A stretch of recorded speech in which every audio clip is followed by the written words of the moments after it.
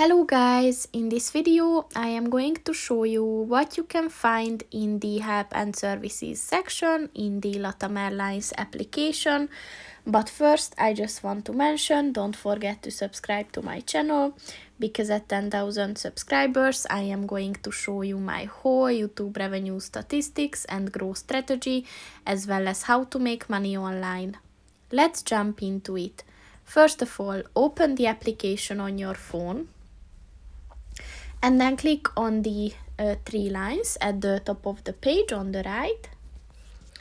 And then click on the Help and Services button. And then click on the Help Center button. And as you can see, the application directed you to their Help Center section, where you can find the most searched categories like changes and refunds and baggages. And you can also find several other categories. You will find the Contact Us section there, and you will also find at the bottom of the page some other topics and sections.